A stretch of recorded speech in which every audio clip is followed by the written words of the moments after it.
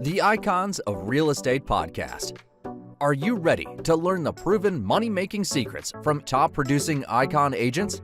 Ready to skyrocket your business? This podcast is for you. Tune in every week with your host, Tomasz Fonseca, and find out how to implement proven strategies to 10 times your business. From $3 million to $30 million in just 12 months.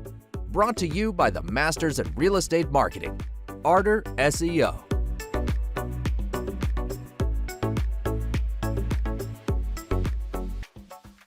Welcome to the Icons of Real Estate. I'm Tim Calloway. We have a very special guest for you today from Streamlined Properties on Market, Jonathan Greene. Jonathan, how are you? I'm doing great. Thanks so much for having me. I really appreciate it. Yeah, I love having you here today. Why don't we just start where everybody wants to hear first? How did you get started in the business and how did you get to where you are now? Yep, it's a long one for me. So I actually started on the investment. Yeah, exactly. You got to get ready for this one. So I started on the investment end with my dad. My dad was an attorney, as I used to be an attorney, and we used to go into foreclosed homes and bought a bunch of homes. And I was in homes from like 5 years old on, looking for investment properties, learning things that I didn't know I was learning. So spent about the last 30 years investing on my own. And then about 8 years ago, I got my real estate license after a career in law and in the art world. And then I built one team, and now I've built my second team. And now I have a team, like, as you mentioned, Streamlined Properties on Market. We're brokered by eXp Realty. I have 49 agents across 4 states, and we're growing rapidly. And I like building teams. So I think my team structure is a little different. I'm sure we'll get into it. I'm really into it to grow agents and help them grow their own business. I'm much less concerned with like myself as part of the process, which is why my name's not in the team name anymore. Right. So, let's dovetail off that. I was just at a meeting with eXp this morning myself, and I'm always fascinated with the way eXp allows and fosters this growth mentality. I love it. Let's hear more about, how you streamline it and how you make that happen. Yeah, I mean, so for me, I've worked for 4 different brokerages. I appreciate the freedom that eXp gives me. The way that I look at it is I'm basically building a mini brokerage with an umbrella over my head. So whoever can make that the easiest for me works best. And the fee structure and the capping system and how I can run a team at eXp is very, very helpful to the way that I run my business. We're professionals. We have our own back-end admins. We know how to do transaction coordination. So, we don't actually have a ton of contact direct with the brokerage because I don't go to events and stuff. I basically brand my team, and very happy to have worked with eXp for so long. I was actually probably about the 3rd agent in New Jersey. I left and came back. And I think that structure-wise, it just allows me to run the team, especially we grew this team virtually during the pandemic.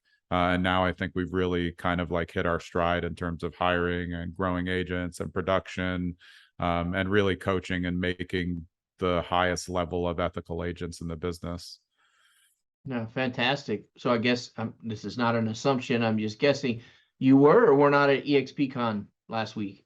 I was not. I only go to events if I'm speaking, and I do a fair amount of speaking, but I'm not, I don't want to be around that many people, not because of the pandemic. I'm an introvert. So it takes a lot out of me. So I can go and do speaking engagements. I can be up on the stage and then hop off, but I pretty much just go to my hotel room after that. So even though I probably needed to go to get some cultural points, I run to the beat of my own drum and do what I want. And, events are a lot. I think people get a lot out of them, but I'm always focused on building, and I can't build when I'm away. Yeah, for sure. It's ironically funny, not funny, haha. You say that about being an introvert and being in the real estate field, right? I mean, sometimes somebody would say, well, that's kind of an oxymoron. I don't know. But I will say this. I have, through my own self delving and last time I was in Vegas, true story, I was there for 5 days, far too long to be in Vegas. And after I was the best man at the wedding on day 2, I sat in my room for 3 days and I was the happiest camper on earth. And I realized this was a few years ago, and I realized maybe I'm not the total extrovert I used to be. Do we grow in and out of that? Not to get into that topic because that's not what we're Yeah. here for. But I think at 52 years old, or the age I was then in my 40s, late 40s, I was just maybe not no longer willing to be out there in the midst of everything and grandstanding or whatever you want to call it, hobnobbing. It's great to just have that solace and be able to with your own thoughts and or what you said, be building. Yeah. Yeah. Let's I mean, go forward. I've created like a very mindful life for myself. I'm a father. I raised two kids. They're both, adults now, 21 and 19. And I think I needed to learn how to balance real estate on Mhm. market and off market with what I want to do as a parent and a person. And I ran myself into the ground on my first team and left the business for a year and then came back with a different mentality on how to grow this team. And I think that's why this team is growing better, because I'm a better team leader, I'm a better coach, and I'm more focused directly on how I can help the agents. And honestly, very not worried about how I fit in. I'll do Right. well as long as they do well. So it's my job to make them reach their goals and train them again to like be better at real estate. The real estate industry as a whole has a terrible connotation, just like kind of like, used car salesman, which again, that's a bad connotation when that's not even a bad thing. It's just Sure. like people think of salespeople as salesy, and we're not salesy. So we bill ourselves as advisors and not salespeople. And I think that suits more what I do, which actually does, going back to what you say, it fits introverts to be an advisor. I'm very good with data. I'm very good with delivery. I'm very good with timelines. I'm not very good with small talk, and I'm not very good with BS. So I tend to tell people the truth. They don't always like it, but I think that it makes for a much more transparent process with myself and my team than with people with commission breath or just trying to do one deal. Every person to us is a long-term relationship. So whether they buy or sell within 2 months or 3 months doesn't really matter. It's just about how we can help them over time. Right. I agree 100%. You said something that kind of caught my ear. I don't know how old you are, Jonathan. You don't even have I'm to say. 51, so we're Oh, right you're in the right there. zone. Yeah. Yeah, you're right there with me. But you said, I'm going to give you the facts, and all I could think in my head was just the facts, man, from Dragnet. Yep. And he Yep. was an introvert, but he got the job done, right? And he had to talk to people. Yeah. He's But great. I was a prosecutor for 8 years and a criminal defense attorney for 2 years. So you kind of learn to boil arguments down to as Yeah. little as possible to get your point across. And I think when it comes to real estate, your modern buyers and sellers, even though obviously they're still, older age groups that are selling, they want the truth. And the people that don't aren't good fits for me anyway, because I Yeah. don't want to overlist on price or hide something. I would prefer a fully transparent process. And that's what we're kind of each year we try to make our process more transparent. And that includes putting some things to buyers and sellers that maybe they don't like, but it's going to help get them more, maybe not necessarily more money, but the right money at the right time and the better deals by being more, by disclosing more and kind of, making sure that the process is smooth instead of taking forever. Yeah, I mean, transparency is paramount, right? I mean, it's super important to be transparent about things. That's I think a code, I mean, if I call it that. We would say that. I mean, I think that that's like like ideally that's the way I would want it, but I don't find real estate overall to be very transparent. I feel like, you know, a lot of people are hiding stuff, whether it's sellers, buyers, agents, brokerages, and I just feel like it makes the business much murkier. So for us to try to make sure that we're doing things like we want all of our sellers to do pre-home inspections so they're aware of Right. all the issues, and they say, well, then I'm going to know about the issues. And I say, no, but then they're not going to come up when you already have an under contract deal, and then the deal's going to fall apart. So why don't we find everything out now? And then if you don't want to fix it, at least you can disclose it and they can consider that in their price, and it won't hemorrhage all of your deals as you're moving forward, because that's as rates are rising now, deals are falling apart left and right for a variety of reasons. For sure. We don't want deals to fall apart once they go into the funnel. Right. There's no reason for them. Why jeopardize that right at the beginning by not being transparent? Yeah, and because I mean, remember the public perception, and which is true mostly, is when a deal fails for whatever reason, it's always going to be like, oh, something's wrong with the house, and that's not always the case. Sometimes it's buyer gets cold feet, sometimes it's an inspection issue, but we want to prevent that by just putting one deal in the hopper, making sure it's the best deal, and then closing it out. And I mean, a lot of that goes from knowing other agents. I don't think that real estate agents build relationships with the other agents in the business enough. They're focused on, their brokerage and their business. But I think I've spent a lot of time nurturing my relationships with the other agents, and they know that how we do business. So we're more likely to win if we're close to the top and not necessarily the quote best offer, because they know that we close and we do things the right way. And I think that will go a long way as there's some shrinkage in the industry over the next couple of years. Right. I agree wholeheartedly. I think that's sage advice. So let's have a little fun here, at least. Sure. And, if I had a magic wand and I came into your office, or, you and I met for coffee and I said, hey, Jonathan, what is it every day that I can fix for you that you're really having issues with? I'm not going to say a problem. It could just be anything. Something you'd like better, something that's not working well. What would that be?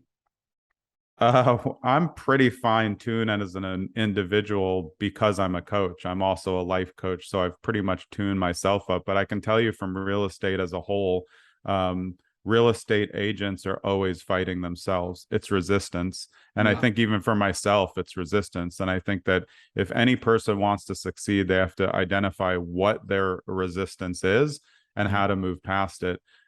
Agents don't think they're being resistant, but like if you come on my team, we have things like 100-point day, ways for you to do things. We have meetings every single day from 12 to 1. And when I find that people are not attending or they're not doing the things that they should, like daily market research, it's not that they don't want to or that they're lazy. And that's something I needed to train myself to do. It's that they're resisting something. And the shocking thing about real estate agents is a lot of people don't think that being a real estate agent is awesome. They just do it because it's like, you don't have a regular schedule, but like, I think it's amazing. I love houses. I love helping people buy, sell, and invest. We have a huge investor portal. And I think that the resistance is there for when you ask someone, what's your elevator pitch as a person, as an agent, and they can't tell you, it's because they're resistant to saying they say it in like this, like, I'm a real estate agent. And it's like, no, you have to be like, you have to know your spiel right away, and what you do. Like, we're obviously investor friendly, but we service buyers, sellers, and investors at all times. We're just trying to be advisors in the process. And I really think that's what it is. So for me personally, and I think for everyone, it's always some type of personal resistance that makes your business kind of stall or not go the way that you want. Right. But the second that you figure it out, everything starts to change. Yeah, that's very true. And I think more enthusiasm about what you do. I mean, like you said, you love houses and, putting people in the right direction, helping people. I know I woke up one day and the four others mentality kind of clicked, and that changed my life. And it can be different for everybody. I'm not saying that has to be it for anybody, but once I realized, I want to do things for others to help others progress in whatever it may be, that really changed things. And I think each realtor needs to have that in that elevator pitch, which is super important. Yeah. I mean, if you don't love houses, you're not going to appear like you like doing your job. So for me, like if a lot of clients will be like, oh, I'm sorry, we saw this one, like it's definitely not right for us. I'm like, no problem. Every house I can learn something, and we have 9,600 people in our database. So if you don't like the property, we have someone else who might be interested. I have 49 agents. I just need to tell them like, hey, my client's not interested. These are the pros and cons. So every showing is a good showing for me. And that's what I try to train my agents. I want the people to be qualified so we know what we're spending our time well. But like, I like showing houses. I'm still, as a team leader, some weeks I show 20 houses. I like it. It's fun. Houses are cool. Why not be fun? It's like you said earlier about, used car salesmen. Not that there's anything wrong with that, but there might be a stigma here and there. but we create that stigma, right? I mean, that's the bottom line, is we kind of create the stigma when, the realtor says, I'm a realtor. Well, Yeah. the self-deprecation of that, and the self-identification of, oh, it's that crappy of a deal for you. Wow. Yeah, right. Because I'm gonna it's stay away. then, I mean, if you're not proud of what you do, if you're not proud of what you do, why would Right. someone want to work with you? I always Right. ask my agents, especially the new ones, would you hire you as a real estate agent? And I said, it's okay if you say no, but if you Right. say no, you have to figure out what you're not doing that you would hire yourself. Because if you won't hire you, how can you go out in the world and expect for other people Right. to agree for you to be their agent when you're not even confident you would take yourself as an agent? Yeah, that's awesome. So, as we start kind of winding downward a little bit, let's put our prognostication hats on, and what's what's the next 1, 3, and 5 years look like for you, Jonathan, and your team? What do you see happening, and how are you going to make it happen? Yeah, I mean, we're at 49 agents in 4 states. I think probably in 2023, which is the 1 year view, it's actually possible we get to 100 agents, probably expand only a couple states because we're pretty tight on bringing teams, like other teams, on in other areas. But I think obviously, we try to double our volume every year, but I'm much less concerned with the numbers than the quality of the agents. 3 year plan has me starting to scale out of production. I pretty much only work like 750 to a million and up now. Right. And I still work buyers. I like it, because we have a relationship with Zillow through Zillow Flex. So we get a lot of leads. And I actually like working buyers much more than I did when I was a brand new agent. So in 3 years, I probably want to be pretty much out of production other than like luxury listings. And in 5 years, I'd be totally out. And I think to do that, I just need to scale out our system. We have two full-time employees, and then we have about 6 VAs. So we'll probably bring on 2 more back-end staff to handle that, but we are building out. We're very good at our back end. I have a team success manager, Crystal Watkins, and team growth manager, Darcy Reynolds, who started as an agent. They're both licensed, and they help me build out the future of the team. And I think, to be future focused, and have a 1, 3, 5 year vision, you have to understand what's going to happen with the market. And the reason why we're so set on billing ourselves as advisors and experts is because, the market is always at the verge of compression, whether it's from commission compression or from just agent retention, it not being worth it. We always want to, make ourselves do the activities that make us the best. And I think that way, my 1, 3, 5 year vision is realistic instead of pie in the sky, Yeah. not planned out. So I Right. never know the exact route, but I know I don't want to be in production. I like moving the pieces, and I want to move my agents up so they can keep moving their price point up every single year, which helps them obviously earn more and be more efficient with their time. Yeah, definitely. Hey, you had mentioned, and I did not know this about you prior to us speaking, but you did mention that you do coaching, obviously.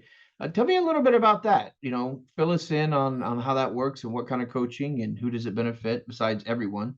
Yeah, I've been a standalone coach for a company called Club Wealth for a while, and now I basically use all of my coaching acumen on the team. But I'm also a certified life coach, and not like a weekend friendly thing. It was a 36-week class, and that goes a huge way into my business. My team, it runs on coaching principles, not real estate coaching principles. It's about, can I train you to be efficient, handle your life first? Our core values start with family.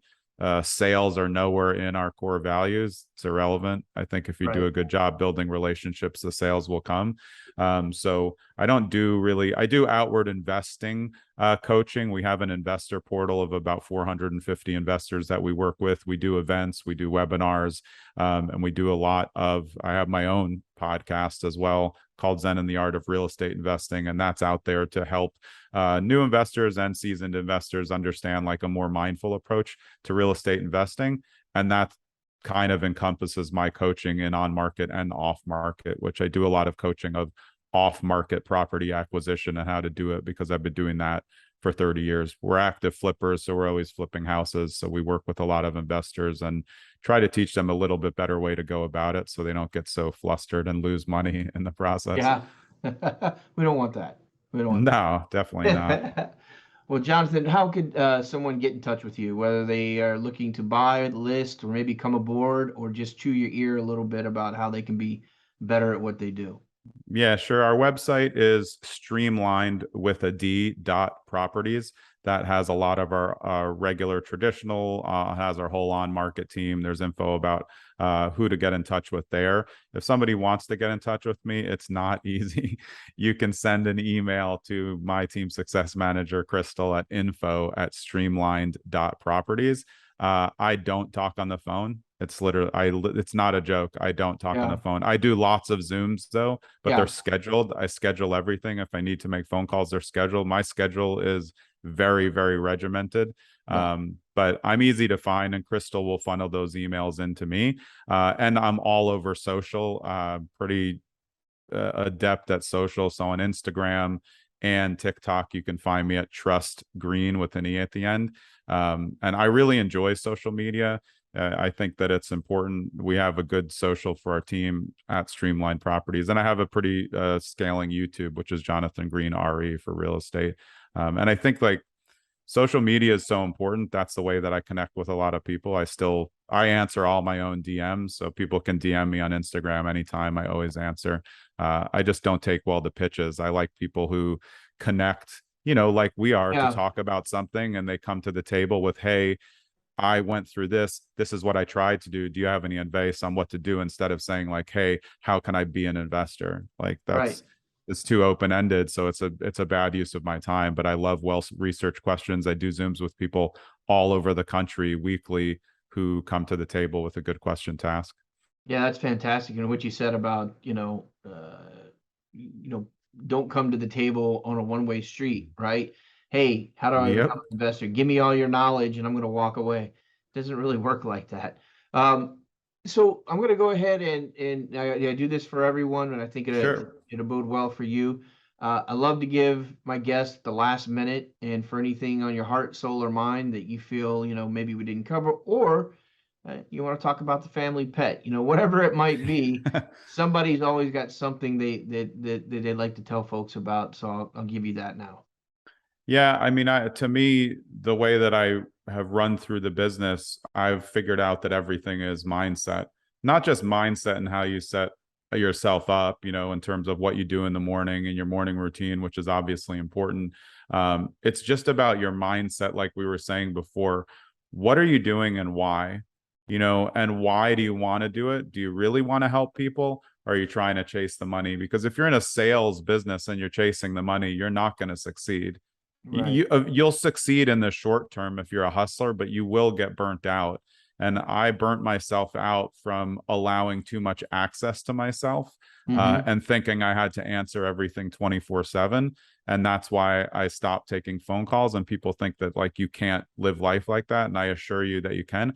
I'm a great texter. I respond to people, or I let them know when I can respond. And I think that, everybody does business differently, but if you don't have the right mindset for real estate, you're not going to succeed, and you're actually not going to help anybody, because what clients need in today's world is steadiness and someone who knows the answers or knows where to get them.